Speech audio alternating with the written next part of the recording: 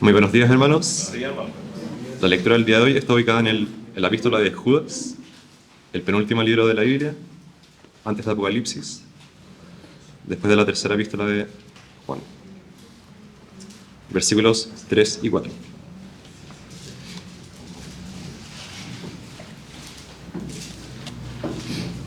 La palabra dice así: Amados, por la gran solicitud que tenía de escribiros acerca de nuestra común salvación, me ha sido necesario escribiros exhortándoos que contendáis ardientemente por la fe que ha sido una vez dada a los santos. Porque algunos hombres han entrado encubiertamente, los que desde antes habían sido destinados para esta condenación, hombres impíos que convierten en libertinaje la gracia de nuestro Dios y niegan a Dios el único soberano y a nuestro Señor Jesucristo. Amén. Muchas gracias, hermano Félix, por esta lectura de un libro que no solemos utilizar mucho en los mensajes, pero es tan rico en ideas y es una injusticia realmente para con la epístola universal de Judas. En su carta, Judas está diciendo: amados, por la gran solicitud que tenía de escribiros acerca de nuestra común salvación. Había un tema que tenía en su cabeza Judas: la salvación, hablar de lo que hizo nuestro Señor Jesucristo por nosotros, ese mensaje que realmente no termina nunca de darse porque es gigante y que va más allá de nuestra comprensión, y estaba pero ansioso, dice Judas, de hablar de eso. Sin embargo, me ha sido necesario escribiros exhortando, pero hay un problema tan grande en medio que lamentablemente no voy a poder hablar de esas cosas lindas, sino que voy a tener que hablar de otras cosas que no son tan lindas. En buena cuenta, eso es lo que está diciendo Judas. Me ha sido necesario, es necesario, escribiros exhortándoos que contendáis ardientemente por la fe que ha sido una vez dada a los santos. ¿Por qué? Porque algunos hombres han entrado encubiertamente, los que desde antes habían sido destinados para esta condenación, hombres impíos, que convierten en libertinaje la gracia de nuestro Dios y niegan a Dios, el único soberano, y a nuestro Señor Jesucristo. En su carta a la iglesia, esta epístola universal realmente es una carta a las iglesias, por lo tanto es una carta que nos podemos apropiar de forma muy personal, porque no es a una iglesia en particular, sino a todas las iglesias. Se encuentra Judas,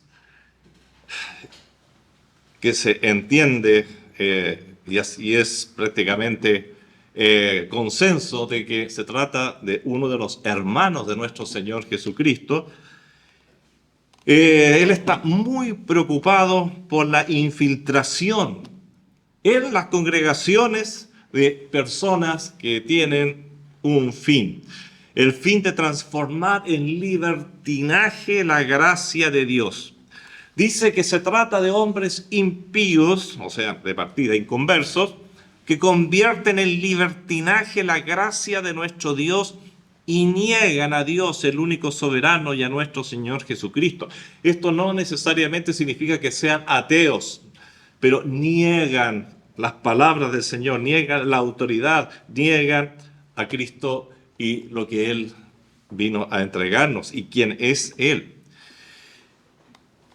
Cuando hablamos de la reforma, y van a decir, ya el pastor parece que va a hablar de dos temas distintos. No, vamos a tratar de unir estos dos temas porque realmente en el fondo son uno. Cuando hablamos de la reforma protestante del siglo XVI, que estamos conmemorando particularmente este último domingo de octubre, como lo hacemos todos los años, cuando hablamos de la reforma estamos hablando de un momento en que la gracia del Señor, esa gracia de la cual habla Judas en su epístola, dice que estos hombres convierten en libertinaje la gracia de nuestro Dios. Bueno, cuando hablamos de la reforma protestante, estamos hablando de un momento en que la gracia del Señor había sido ocultada. literalmente ocultada ya hace mucho tiempo por un sistema religioso dominante y opresor. En su lugar había florecido un sistema formado por dogmas caprichosos. El dogma se caracteriza porque primero se expresa una, entre comillas, verdad, una afirmación, y después se buscan argumentos para reforzarla, argumentos para tratar de darle vida, argumentos para tratar de hacerla, autentificarla. Pero hay que poner mucho cuidado. Estamos hablando aquí de un sistema caprichoso, formado por muchos dogmas caprichosos, acomodaticios. Y siempre un dogma va formando otro dogma, porque si yo digo una barbaridad bíblica, después tengo que decir una segunda barbaridad para afirmar la primera, porque esa no me calza con el resto de la Biblia, y después otra y otra y otra, y voy deformando toda la realidad. Todo el evangelio, en buenas cuentas, lo tengo que tergiversar finalmente. Bueno, y esto había transformado este sistema dominante religioso en un sistema, y sigo usando las palabras de Judas, un sistema libertino que blasfemaba y corrompía de múltiples maneras tanto a la iglesia como a las personas que allí asistían. En realidad, el sistema religioso imperante, cuya sede estaba en Roma, un tiempo estuvo en Aviñón, pero generalmente ha sido en Roma, se esforzaba justamente para que la gracia del Señor fuera ignorada. Porque si la gracia del Señor es ignorada, entonces esta institución adquiría poderes que nunca le fueron dados. Si la salvación es por gracia, entonces ellos quedaban automáticamente anulados. Entonces, la gracia había que hacerla desaparecer, de tal manera de que ellos tuvieran la salvación y controlaran la salvación y la tuvieran en sus manos. Entonces, está muy relacionado con lo que dice Judas. Lo que vemos y lo que produjo la reforma fue que estas personas que menciona Judas habían florecido y habían logrado infiltrar totalmente el sistema religioso mayoritario. Aclaro y aclaré muchas veces que siempre existió el remanente fiel, los hermanos que no fueron contaminados, albigenses, valdenses y varias otras líneas que no pasaron por la reforma, vienen de antes de la reforma. Y ellos, por lo tanto, no se llaman protestantes, porque los de la reforma son los llamados protestantes, pero tenían las escrituras como base de todo su sistema de creencia. De alguna manera, esto no es soberbia, las iglesias bíblicas estaban ya presentes en ese entonces. No con ese nombre, pero sí la filosofía de las iglesias bíblicas estaba. Por eso nosotros de alguna manera no venimos de la reforma, sino que traemos la herencia de todos aquellos hermanos que fueron muy perseguidos durante todo este periodo y que lo traspasaron, y aún algunos de ellos como iglesias locales siguen existiendo. Bueno, cuando yo guardo la gracia del Señor, cuando la escondo y la dejo bien escondidita, y para esconderla, ¿qué tengo que hacer? Tengo que, entre otras cosas, esconder la Biblia, muy escondidita, que nadie la vea. Eso es lo que había hecho este sistema. Había escondido la Biblia, porque la Biblia emana la gracia de Dios por todas partes. Si llega la Biblia al pueblo, entonces el sistema se derrumba, porque la Biblia habla y habla de la gracia de Dios que salva sin precio, salva con el solo hecho de que exista arrepentimiento y se acepte en Cristo al Salvador.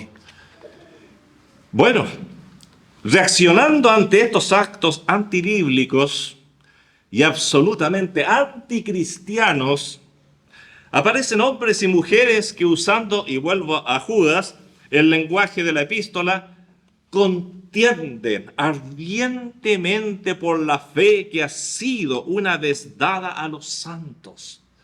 La fe que ha sido una vez dada a los santos, que está aquí, es como decir, contienden por la verdad bíblica. Es sinónimo decir lo mismo. La verdad bíblica, esta es la fe que ha sido una vez dada a los santos. Hermano, te ha tocado contender por la fe una vez dada a los santos y más que contender, ardientemente. Estos héroes, hablemos de Martín Lutero, hablemos de Juan Calvino, hablemos de Ulrico Zwinglio, hablemos de Juan Knox, de Juan Tyndale, de Santiago Lefebvre, de Guillermo Farel, de Juan Wycliffe, de Juan Hus, de Pedro Ubaldo, de Arnoldo de Breccia, de Jerónimo Savonarola, de Felipe Melanchthon, de Margarita de Orleans, de Tomás Cranmer y muchos otros. La lista podría seguir, incluso tengo muchos otros nombres aquí en mi hoja. Es que muchas veces la tendencia nuestra es ver la reforma como la labor de un hombre. Ah, no, pero... Y si se nos cae el hombre, se nos cae la reforma. Hermanos, he mencionado a propósito 15 nombres. No es esta la labor de un hombre, es la labor de muchos hombres. Es la labor del Espíritu Santo, hablando, despertando a la iglesia, hablando con las palabras de Judas. Ya, contiendan por la fe una vez dada a los santos, contiendan por la palabra de Dios y se levantan de muchos lugares personas a contender. Entre ellos, por supuesto, tenemos a Martín Lutero, que es muy importante dentro de todo este contexto. Pero lejos, lejos de ser un movimiento de Lutero, fue un movimiento del Espíritu Santo en el que participaron multitud de personas que dieron sus vidas, muchos de ellos, por esta causa. Muchos no, multitudes de ellos. En el día de hoy les quiero invitar a considerar lo que significa contender por la fe. Y qué mejor que recordar algunos hitos, algunos momentos especiales de lo que fue el mega movimiento, la reforma religiosa del siglo XVI. Fue un movimiento que en primer lugar restituyó, pues restableció el orden que Dios había establecido, dando toda la gloria a Dios y no a las personas, no a una iglesia local, no a un sistema usurpador de los derechos que solo Dios tiene, derechos como el de salvar o condenar a una persona. Al esconder la gracia de Dios, esta institución se había abrogado el derecho de abrirte o cerrarte las puertas del cielo. ¡Qué barbaridad! ¡Qué barbaridad! Eso es único de Dios. Cuando Martín Lutero, un día 31 de octubre del año 1517, clava sus 95 tesis en la puerta de la iglesia de la Universidad de Wittenberg, invitando con ello ¿a qué? A los intelectuales de su tiempo a discutir estas 95 tesis. Lo que estaba haciendo Martín Lutero era restablecer los principios básicos y bíblicos de la fe. Obviamente que en esos momentos de la historia, eso constituía combatir ardientemente por la fe que ha sido una vez dada a los santos, como dice Judas en el versículo 3. Estas tesis que Martín Lutero clava en el diario mural, parece extraño porque si hablamos de las puertas de la iglesia parece una falta de respeto, pero las puertas de la iglesia de la Universidad de Wittenberg eran el diario mural de la universidad, así que Martín Lutero no estaba haciendo nada raro, nada que fuera una falta de respeto hacia la iglesia, era lo que se usaba. Ahí se escribían y se colocaban todas las noticias del día de la universidad. Debemos entender eso porque tanto que se ha tratado de desprestigiar a Martín Lutero con cosas que son falsas. Estas no eran tesis, no eran solamente aseveraciones cismáticas, heréticas, revolucionarias. Eran principios bíblicos que trataban de recordar, de restituir ante el pueblo, tanto erudito como común, las grandes verdades bíblicas. Debemos entender que en el sistema religioso imperante y absolutamente dominante, era el que estaba en herejía, no era Lutero el que estaba en herejía. Lutero, Zwinglio, Calvino, Juan Knox, etcétera, no voy a mencionar otra vez esa larga lista, lo que ellos trataba es que la iglesia saliera de la herejía, la iglesia dominante. Y ellos eran los que estaban realmente tratando de ordenar el sistema. No eran los herejes, no eran los cismáticos. Realmente la iglesia, el gran grupo, se había transformado en el cismático, que se había separado de la palabra de Dios.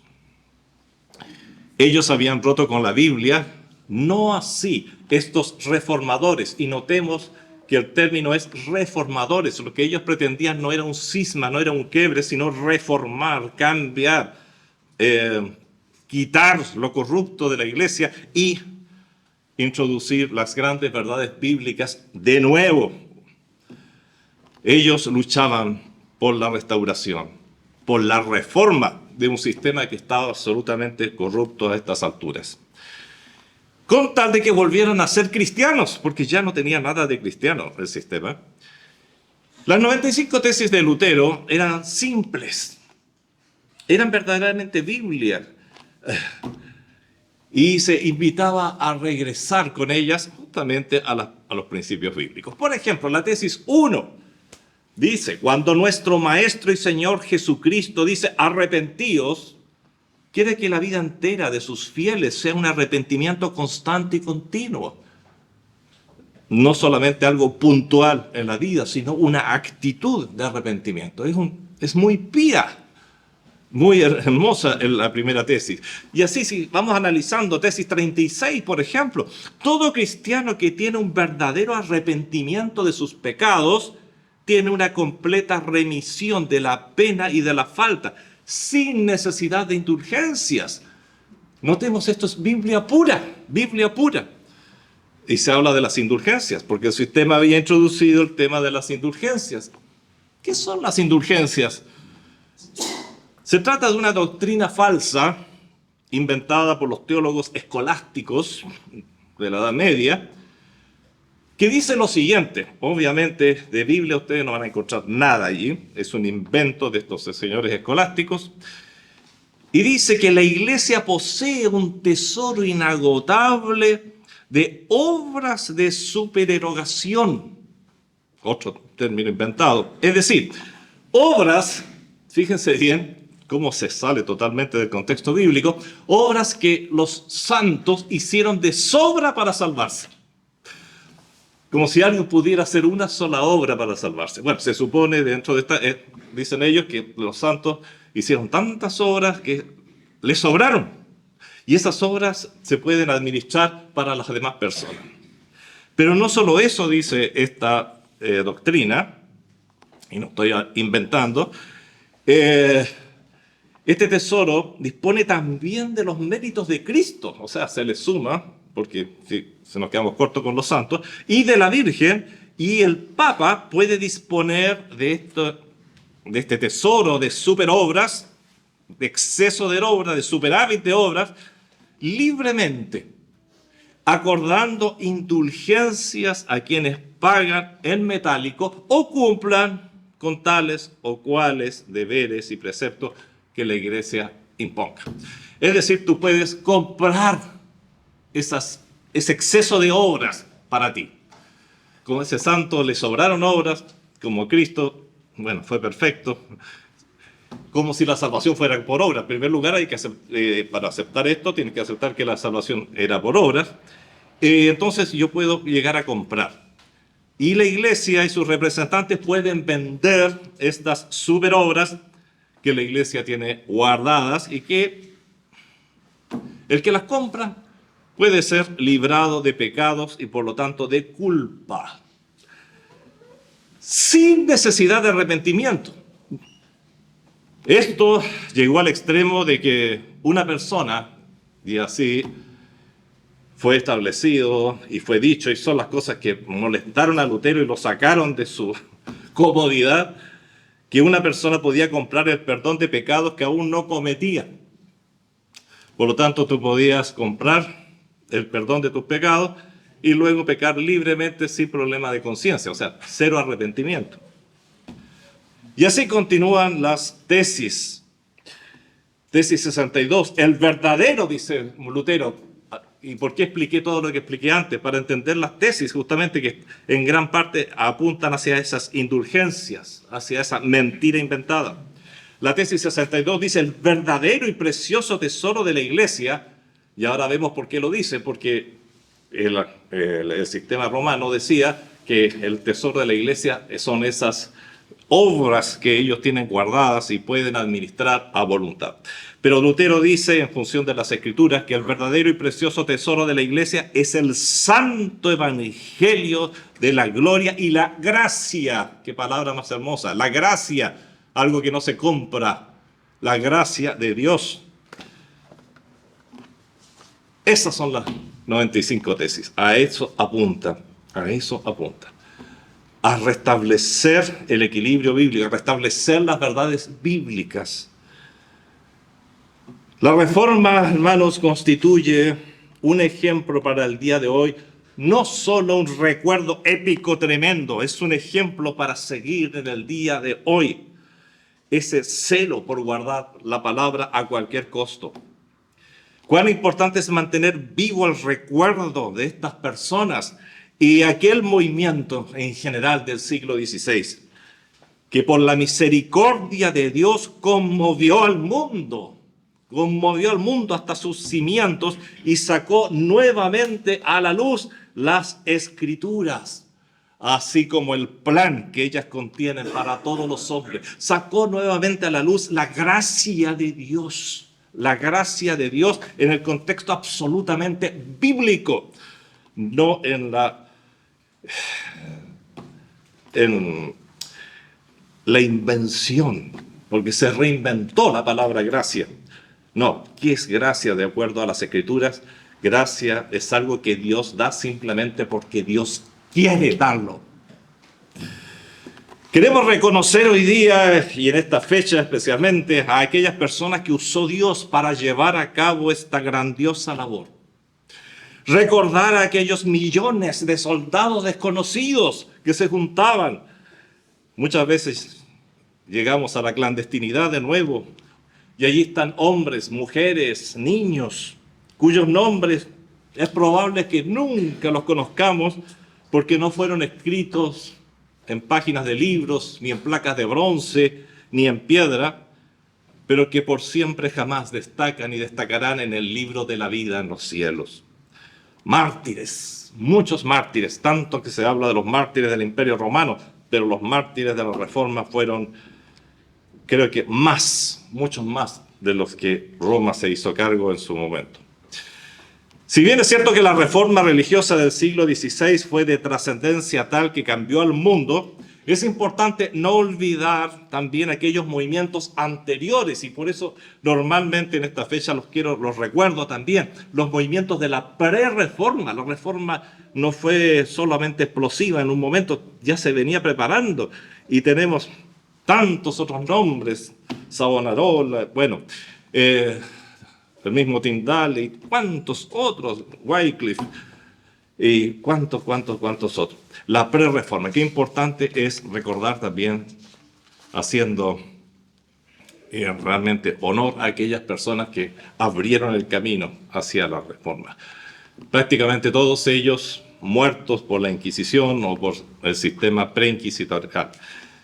Son todos nombres de personas que contendieron, lucharon, vuelvo a usar las palabras de Judas en su epístola, ardientemente por la fe que ha sido una vez dada a los santos. Notemos dos cosas aquí. Su lucha fue de todo corazón, fue ardiente, siempre dispuestos a dar la vida si fuera necesario. Pero también con toda la razón. No fue solamente una creencia, justamente se estaba tratando de sacar a las personas de un sistema que era llevado porque la iglesia lo dice. A ver, ¿la iglesia lo dice o lo dice la Biblia? Esa es la gran diferencia. La gran diferencia. La razón. Qué importante, cómo se defendió la razón. Lutero, muchos historiadores apuntan a Lutero sin considerar siquiera los principios religiosos, pero cómo sacó a luz la razón, la conciencia, la libertad de pensamiento. Una persona muy completa históricamente hablando. Notemos luego que fue por la fe que ha sido una vez dada a los santos, y vuelvo a hacer alusión a la epístola de Judas. Esa fe que se encuentra en la Biblia, recuperar la Biblia, sacar la Biblia. Ellos lucharon para que la Biblia, en primer lugar, fuera escrita en el idioma que entendía el pueblo, ya que la única versión oficialmente aceptada, y ir contra esto significaba ser muerto en la hoguera. Lo primero era que la Biblia pudiera ser leída y entendida por el pueblo. Segundo, que existieran Biblias para empezar en los centros de formación de clérigos.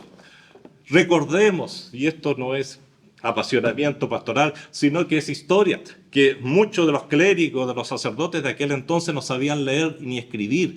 Muchos de ellos jamás en su vida habían visto ni leído una sola palabra de la Biblia. Y hay testimonios impresionantes en este sentido. Entonces, era sacar tener la Biblia en el idioma del pueblo para que la pudieran entender, colocarla en los centros de formación, colocarla, algo que hoy día parecería increíble, en las iglesias. Las iglesias no poseían Biblia. Pero más allá todavía, ir hasta el fondo del tema, poner una Biblia en la mano de cada cristiano, entendiendo que es la carta que Dios ha enviado al hombre y debe ser leída todos los días de su vida. Por eso toda congregación cristiana debe a la Reforma la libertad de culto que hoy goza. Que no fue fácil. No fue fácil, por supuesto, porque ese sistema imperante también estaba asociado a un sistema jurídico y más que nada a un imperio. Estaba asociado a príncipes y reyes y el emperador apoyaba al sistema. Entonces era algo muy complicado que llevó a guerras horribles, terribles, de decenios de años, y nosotros hoy día solamente disfrutamos los resultados de ello. Gracias a ello, hoy día podemos predicar libremente, abrir la Biblia en nuestro idioma y motivar a su lectura y la relación diaria del creyente con ella. Por eso digo y seguiré diciendo, toda congregación auténticamente cristiana debe a la Reforma la libertad de culto que hoy goza. De la misma manera, muchas congregaciones con diversos títulos como luterana, anglicana, presbiteriana, reformada suiza, reformada... Bueno, todos deben saber que este movimiento les dio su propia identidad. A la Reforma se debe la libertad de pensar, a la libertad de decidir, se debe la alfabetización, se debe la cultura. Bueno, no quiero llevar el mensaje por ese lado, pero lo que debe la humanidad, el avance y las ciencias a la Reforma es algo tremendo. La Reforma fue un movimiento, y el tercer punto de la reflexión de hoy día, un movimiento que contendió por la fe. Para entender esto tenemos que ir a la historia necesariamente. Y en este punto quiero invitarles a revisar un poquitito, raspando un poquitito la historia, considerando algunos hechos, y en este caso voy a tomar particularmente de la vida de Martín Lutero y de aquellos que entendieron la luz que Lutero había recibido del Señor. Lutero, tantas veces mencionado y tan desconocido. No voy a hablar de su infancia, sino que me voy a acercar a él ya cuando tiene 22 años. 22 años. A los 22 años llega hasta las puertas de un convento agustino buscando la verdad, buscando a Dios, buscando la voluntad de Dios para su vida. Eso era su objetivo, no era buscar una religión, era buscar a Dios. Y no sabía dónde buscarle, entonces dijo, bueno, veamos con los agustinos, ¿qué pasa?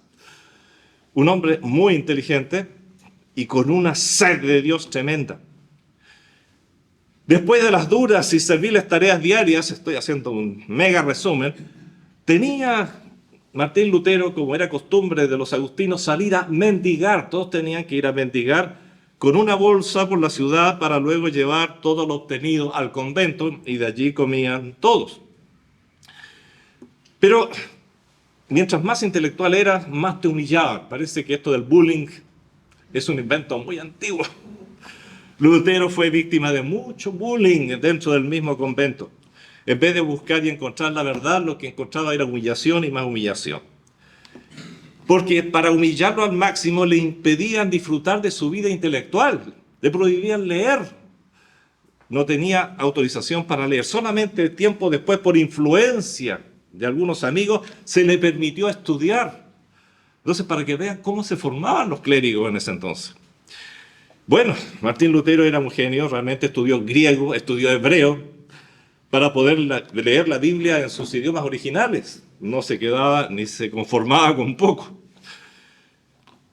Pero no encontraba paz para su alma a pesar de los duros castigos que se infligía, ya que se motivaba mucho al autocastigo con tal de purificar el cuerpo, como si eso pudiera quitarte siquiera un pecado. Bueno, si alguien se castigaba, ese era Martín Lutero, al punto que lo encontraban prácticamente extenuado y desmayado en su pieza, en su celda, como se le llamaba, por los castigos que se autoinfligía, porque quería agradar a Dios sinceramente, pero equivocadamente. Igual que nuestro querido apóstol Pablo antes de conocer a Cristo. Era tan genial que era un genio de lo que hoy día se llamaría o se describiría como un genio completo, porque no solamente era genio en lo intelectual, sino que también en lo musical. Tocaba muchos instrumentos, entre ellos el laúd, por eso se le conoce como un músico, y que revolucionó la música a nivel secular y espiritual. Y fue interesante el encuentro con un señor Juan Staupitz. Juan Staupitz, que era el vicario general, es interesante, tenía una visión diferente al resto de los monjes. Una visión no romanista de lo que debía ser la auténtica vida consagrada. Y fue este señor Staupitz que en una visita al convento de Herford conoció a Lutero y le cayó muy bien, simpatizó con él. Y le aconsejó: Lutero, Martín, depende enteramente de la obra de Cristo, la obra redentora que ya está hecha. No trates de hacerla de nuevo castigándote tú. Depende de la obra redentora hecha por ti en la cruz del Calvario, no en tus obras, porque con ellas, aunque hagas millones, no vas a borrar ni un solo pecado. Interesante consejo. Le dijo que el estudio, y estas son frases que han quedado en la historia, que el estudio de las Escrituras sea tu ocupación favorita. Y ahora entendemos por qué Staupitz pensaba diferente al resto de la iglesia romanista. Y le regaló un tesoro incalculable, le regaló una Biblia a Martín Lutero. Mientras tanto, el elector Federico el Sabio, Federico de Sajonia, había fundado la Universidad de Wittenberg y estaba desarrollándola. Y nombró justamente a Staupitz decano de la Facultad de Teología. Las coincidencias de Dios. Staupitz, cuando se sintió con la autoridad de formar esta facultad, ¿a quién creen que trajo? Trajo a Lutero. De Erfurt a Wittenberg para que enseñara en la universidad. A estas alturas, Lutero tenía 25 años. Y mira los jóvenes. 25 años. No era un viejito, no era como podíamos imaginarlo. No, era un jovencito. Y comenzó dictando clases de filosofía. Sacó su grado de bachiller en teología, más adelante, estudió derecho, se doctoró. Staupitz, viendo el potencial que tenía Lutero, llevó a Lutero a predicar en la iglesia de los agustinos. Y la gente acudía, pero en cantidades grandes que hacían chica la iglesia. Como el espacio se hacía pequeño, el concejal municipal, viendo el éxito de Lutero al predicar, le llevó a predicar en la iglesia parroquial, más grande, y el éxito era completo.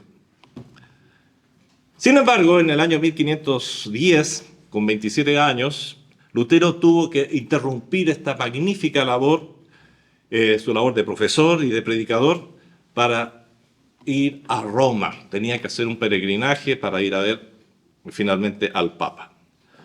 Es interesante siempre este episodio porque marcó un cambio en la vida de Lutero. Lutero todavía era romanista de corazón.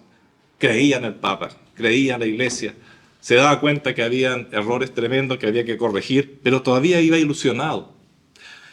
Pero paulatinamente se fue decepcionando hasta lo máximo al ver la decadencia, el cinismo y la falta total de espiritualidad. Uno de los episodios quizás más significativos que marca hito en la vida de Lutero es su famosa visita a la escalera de Pilato. Se supone que en Roma está la escalera que nuestro Señor Jesús subió en el pretorio para ver a Pilato cuando estaba en el proceso de su pasión y muerte previo a la crucifixión. Y esa escalera es algo muy sagrado que hay allí y se sube exclusivamente de rodillas. Cuando Lutero empezó su peregrinaje de rodillas, iba subiendo, le costaba bastante, era bien gordito, buena comida. La cocina alemana alimentaba bien. Los sacerdotes ya a cierto nivel comían muy bien. Cuando subía de rodillas, haciendo un sacrificio tremendo, vino a su mente, dice, las palabras del profeta Habacuc en el Antiguo Testamento. El justo vivirá por la fe. El justo vivirá. ¿Y cuántas veces repetido en el Nuevo Testamento? Pablo es campeón para recordar esta frase. El justo vivirá por la fe. Cuando recordó esto, se paró en la escalera, lo cual era una herejía, una blasfemia ante los ojos de los demás, y la bajó caminando. No, esto no me sirve, esto no me va a servir para ganar el cielo, ni mucho menos, es por la fe. Este es un momento muy importante en la historia de la vida de Lutero. Después de esto estaba con una idea bien formada de lo que era Roma, lo que era el papado, aunque aún creía que el Papa era fiel y era engañado, etcétera, etcétera. A todo esto, el Papa, que era León X, un hombre reconocido tanto por los escritores seculares como por la misma Iglesia romana, era un hombre mundano, dado a las artes, gran gastador. Necesitaba dinero para terminar la Basílica de San Pedro y conceder una dote cuantiosa a su hermana Margarita, que se casaba. ¿Dónde obtener la plata? Entonces, y aquí vamos a unir a otra cosa. Dijo el Papa, de veras que tenemos las indulgencias. ¿Se acuerdan de ese tesoro que se supone tiene la Iglesia de superobras para que otros también se salven? Bueno, entonces el Papa mandó vender indulgencias, pero a gran escala, para llenar las arcas del Vaticano y así poder terminar la Basílica de San Pedro y tener una buena dote para su hermana. Y en Alemania, la labor de la venta se le encargó al cura dominicano Tetzel, famoso Tetzel. ¡Ay, Tetzel, te encontraste con Lutero! Claro. Y justamente en sus encuentros con Tetzel, y entendiendo la barbaridad que significaba las indulgencias, y con mayor razón aún vender las indulgencias, fue que un 31 de octubre de 1517, y por eso en esta fecha se conmemora este acontecimiento, clava allí en la puerta de la iglesia de Wittenberg, trabajando él ya en la universidad, esta lista con 95 aseveraciones, 25 tesis que contradicen a la doctrina de las indulgencias. Luego las cosas se comienzan a acelerar para Lutero. Después de estas 95 tesis, una copia de ellas llegó a León X, al Papa. Y el Papa cita a Lutero a Roma, lo cual significaba una muerte segura. Así que con el fin de librarle de la muerte segura, sus amigos lograron que la cita sea realizada en Augsburgo, con el legado papal, el cardenal Cayetano. Cayetano le exigió a Lutero retractarse de sus afirmaciones, prometer no volver a enseñarlas y, en resumidas cuentas, una completa sumisión al Papa. El legado papal le hizo ver dos afirmaciones de Lutero que molestaban mucho al sistema. El haber afirmado que los méritos de Cristo no constituían un tesoro de indulgencias. por supuesto, si de dónde lo habían sacado. Puestos a disposición del Papa, y que el sacramento no es válido si el que lo recibe no tiene fe. Lutero respondió: mira, en cuanto a las indulgencias, si me muestran que estoy equivocado, estoy listo para recibir instrucciones. Pero tocante al artículo de la fe, si en algo cediese, sería lo mismo que renegar a Jesucristo. No puedo ni quiero ceder en este punto, y por la gracia de Dios no cederé jamás. Aquí está contendiendo con fervor Lutero por la fe. El legado papal le dijo: quieras o no quieras, es necesario que hoy mismo te retractes. O bien, por ese solo artículo voy a rechazar y condenar toda tu doctrina. Y agregó que Lutero tratara de explicar sus puntos.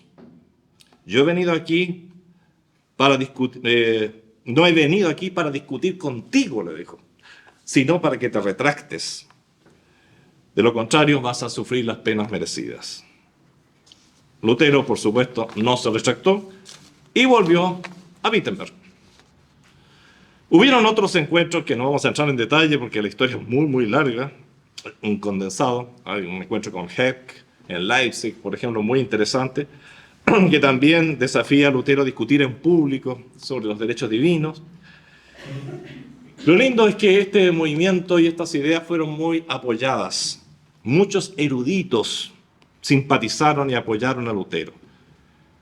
Entre ellos el poderoso Felipe Melanchthon, talentoso, hombre que dominaba el griego como su primer idioma, profesor de lenguas muertas, obviamente también sabía hebreo, filosofía en la Universidad de Wittenberg.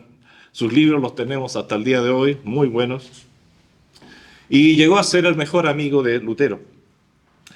También muchos príncipes entendieron y apoyaron a Lutero.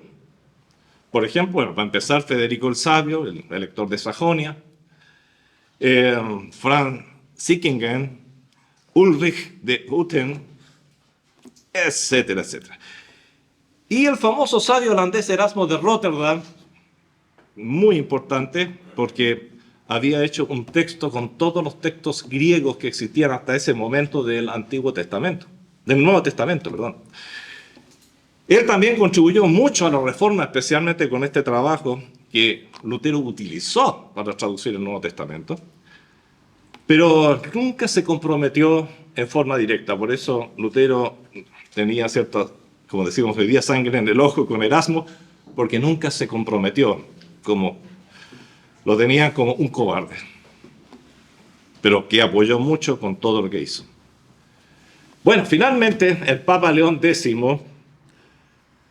al ver que Lutero no cambiaba de opinión, porque no podía cambiar, ninguno de nosotros podría cambiarla, emite contra Lutero la bula conocida como Surge Domine, ha surgido, bueno, en la que excomulga a Lutero y a todos los que le prestaban apoyo.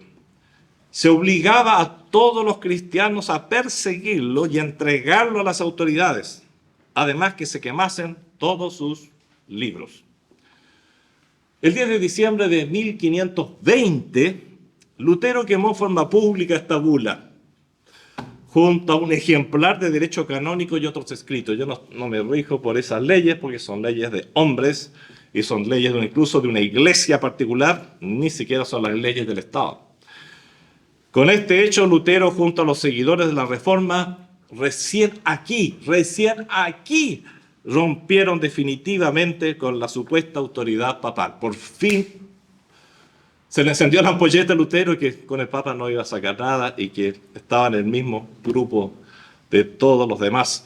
No era diferente, no era una persona engañada, no era sincero. Bueno, aquí se terminó de convencer. Y aquí viene realmente la ruptura. Pero a esta altura todavía no se les llamaban protestantes. Ahora los príncipes, porque fíjate, esto ya pasó de manos de Lutero a las manos de los príncipes. Porque si un príncipe seguía las doctrinas bíblicas, seguía los principios que Lutero estaba desenterrando, se transformaba automáticamente en un problema para el imperio. Así que los príncipes finalmente tomaron a su cargo el tema de Lutero. Tenía que elegir entre Lutero, y ese era el problema. Si seguían las líneas de Lutero, y no me gusta tanto hablar de Lutero, sino que simplemente si seguían la línea bíblica, significaba automáticamente romper con Roma. Era automático. No había alternativa. Rompían con el Papa, lo cual implicaba disgustar, molestar al emperador. El emperador Carlos V no actuó, porque algunos dirían, pero ¿por qué entonces Carlos V nos mandó al tiro sus ejércitos? Pero no actuó con energía, que era de esperarse, pues Federico el Sabio, y vuelvo a decir, Dios sabe cómo hace las cosas. Recuerde que hay un nombre que a veces no consideramos, se habla del elector de Sajonia. Bueno, el elector era un príncipe que tenía el derecho, tenía la capacidad de elegir, era uno de los que votaban para elegir al emperador. Y el emperador le debía su cargo de emperador principalmente a Federico. Por eso no actuó de forma muy violenta al principio. Muy bien. La cosa se va poniendo, sin embargo, cada día más complicada. Lutero es convocado a comparecer ante la dieta imperial en la ciudad de Worms. Eso sí, en vez de ir con su ejército hacia la universidad donde trabajaba Lutero, tomarlo, llevarlo, no, dejó a Wittenberg tranquilo y simplemente lo citó. Esto es algo bastante serio. Es la dieta imperial. Es una asamblea en que es presidida por el emperador y en la ciudad de Worms. Y aun cuando se llamaba con adjetivos, qué sé yo, en el papel, al honorable, querido y piadoso Lutero, qué sé yo, se le invita. Bueno, él sabía que el papado solo quería una cosa, matarlo. A pesar de lo anterior, Lutero viajó a Worms y el 18 de abril de 1521 se presentó por segundo día consecutivo a la dieta para responder en ella. Al insistírsele en que se retractara de sus escritos y con ello de sus pensamientos, dijo esas frases que han quedado en el bronce para siempre. Puesto que exigen de mí una respuesta clara y precisa, la daré. Y es esta. No puedo someter mi fe ni al Papa ni a los concilios, porque es claro, como la luz del día, que a menudo han caído en el error y en grandes contradicciones con ellos mismos. Si no se me convence por el testimonio de las Escrituras, dijo Lutero, o por las razones evidentes, si no se me persuade por los mismos pasajes que he citado, y si no cautivan mi conciencia con la palabra de Dios, no puedo ni quiero retractarme de nada. Y una frase para el bronce especialmente destacada, porque el cristiano no debe hablar contra su conciencia. Funda el principio de la libertad de conciencia. Hasta el día de hoy esto es reconocido por los historiadores, aunque no sean cristianos, aunque sean ateos. Lutero establece la libertad de conciencia con esta frase. Son frases muy importantes que el pueblo cristiano debe conocer. Debe conocer. Al día siguiente de estas declaraciones, el emperador hizo leer el mensaje donde se condenaba a Lutero. Bueno, se respetaba el salvoconducto que le habían dado, pero luego del regreso de Lutero a Wittenberg, se procedería a ejecutar la sentencia. ¿Quién iba a creer esto? Obviamente que no iba a llegar a su destino. Así que mientras volvía a Wittenberg, durante el trayecto, lo que no sabía Lutero en ese momento, lo que no sabía nadie, es que dos caballeros enmascarados lo raptan. Lo que estos caballeros eran encargados del protector de Lutero, Federico, y los mandó a raptar a Lutero con tal de salvarle la vida. Y por supuesto Federico no podía actuar en forma muy pública porque era un problema ya que se estaba saliendo de todas las manos, de todos los cauces. ¿Dónde llevan a Lutero? ¿Dónde lo esconden? En el famoso castillo de Bad Burgo, algo demasiado importante para el pueblo cristiano. ¿Por qué? Porque en ese castillo que se dedicó a hacer Lutero, tradujo el Nuevo Testamento y posteriormente el Antiguo Testamento también al idioma alemán. Una herejía terrible para la iglesia porque estaba trayendo la Biblia al idioma del pueblo. Y también los historiadores seculares, no necesariamente los cristianos, protestantes, etcétera, los seculares, reconocen que Lutero fue el gran unificador del idioma alemán, porque había muchos dialectos. Entonces el tema es, bueno, ¿y en qué dialecto traduzco? Bueno, al traducir la Biblia en un dialecto o trabajando con los dialectos fue un trabajo fabuloso, como les digo, Lutero era un genio, y que logró unificar todos los idiomas o los dialectos de Alemania. A esta altura muchos pensaban que habían muerto, pero en realidad se dedicó, como decía, a traducir y a escribir el Nuevo Testamento. Más adelante, en 1526, y voy a ir rápido porque la historia es larga, se reunió nuevamente la dieta imperial, pero esta vez en la ciudad de Spira, la famosa dieta de Spira. Había muchos problemas que resolver en cuanto al luteranismo, ya se hablaba de luteranismo, los seguidores de Lutero, que seguían creciendo y creciendo y creciendo. Los príncipes partidarios de la Reforma estaban muy decididos a no dejarse llevar por el papado, aun cuando tuvieran que pagar muy caro por esta posición, aunque tuvieran que pagar con sus vidas. Esta dieta fue interrumpida por una guerra, pero continuó en Spira en el año 1529. Fue una dieta muy larga, no podemos decir que fue una citación, no, fue algo muy, muy largo. Y la mayoría de la dieta votó contra todo cambio religioso donde se había mantenido la fe romanista. Y en los estados adictos al luteranismo no se permitirían controversias, quedaría permitidas igualmente la celebración de la misa, y nadie podría abrazar la fe evangélica. Lo que buscaban con esto, a través de la dieta de Spira, era sofocar, terminar con la reforma, prohibiendo la evangelización y toda forma de controversia, porque sabía que estaban perdidos. La iglesia frente a la Biblia perdía. Y entonces viene un momento muy importante.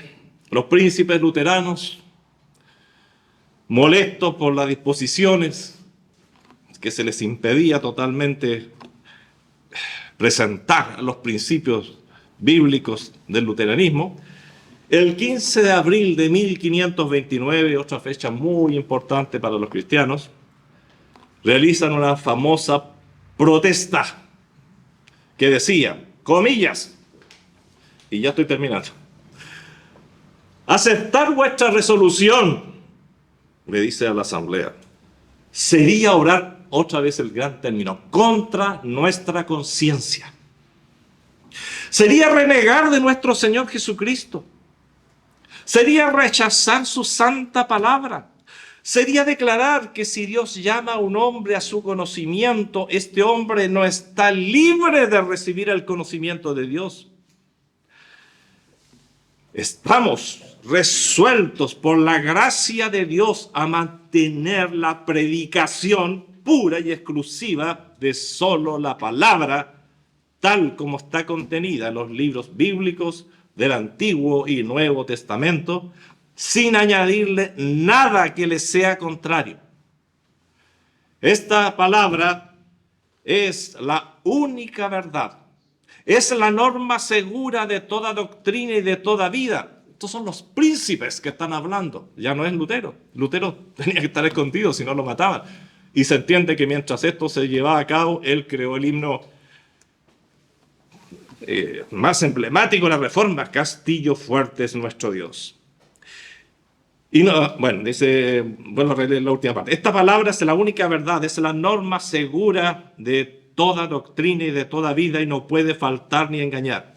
Quien edifique sobre estas vanidades, quien edifique sobre este fundamento, subsistirá contra todas las potencias del infierno, mientras que todas las vanidades humanas que se le oponen caerán delante de la faz de Dios. Y viene quizás la parte más conocida. Si vosotros no escucháis nuestra demanda, protestamos. Y ahí viene la palabra protestante.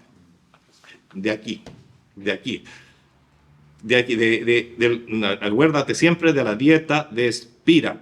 Ahí viene la protesta de los príncipes. Protestamos por la presente delante de Dios, nuestro único creador, conservador, redentor y salvador, quien será nuestro juez, así como delante de todos los hombres y de todas las criaturas, que no consentimos ni adherimos en ninguna manera por nosotros, ni por los nuestros, es decir, por todo el pueblo que representaban estos príncipes, al decreto propuesto en todas las cosas que son contrarias a Dios, a su santa palabra y a nuestra buena conciencia, a la salvación de las almas y al último decreto de espía. Eso es contender ardientemente por la fe. Eso es contender. ¿Qué ejemplo tenemos aquí en la Reforma de lo que dice Judas en su carta? Contender ardientemente por la fe. Por supuesto que la respuesta de esto fue terrible. Sería muy largo entrar en detalles. Vino una guerra que duró decenios, casi exterminó a Europa. Más que la peste, la guerra, por esta razón. Y todos estos príncipes ahora se transformaban automáticamente en enemigos del emperador, porque eran enemigos del Papa. Entonces no era culpa de ellos. ¿Por qué? Porque no se les permitía pensar con libertad. Conclusión. Vamos a terminar ya, hermanos, porque también hay que almorzar, no solamente. En nuestros días, aun cuando algunas costumbres son diferentes, la oscuridad espiritual, así como la agresión institucionalizada, es muy fuerte para la Iglesia del Señor. Algunas de las leyes promulgadas por el sistema legislativo de la nación contradicen directamente a las Escrituras. Y los que seguimos a Cristo nos vemos rodeados de una sociedad que en su gran mayoría sigue sin discernir las normas del mundo y su príncipe, Satanás. Esto ha dado como resultado que la fe y convicción de muchos cristianos se tornen tibia y carente de visión y de pasión. En este día hemos recordado a algunos de aquellos héroes que lucharon ardientemente por la fe que ha sido una vez dada a los santos. Y destaco que no me refiero solo a los grandes varones que mencionamos al principio, los grandes varones y mujeres, se nos olvidan a veces esas tremendas mujeres que actuaron,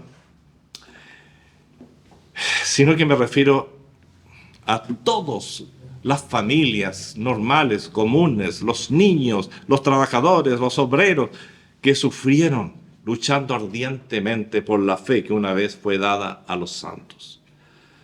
Demos gracias al Señor por ello, por su legado, por la libertad de culto, de conciencia y de predicar el mensaje bíblico sin restricciones.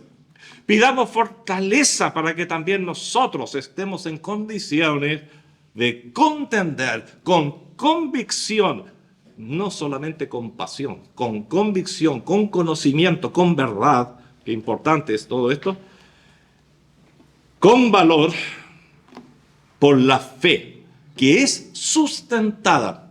¿Qué fe me refiero? La fe que es sustentada por las Sagradas Escrituras y su divino autor. Pablo le dice a la iglesia de Éfeso: estad pues firmes, ceñidos vuestros lomos con la verdad y vestidos con la coraza de justicia. Te damos gracias, Padre Celestial, por todo lo que significa, Señor, y significó esa reforma, Padre.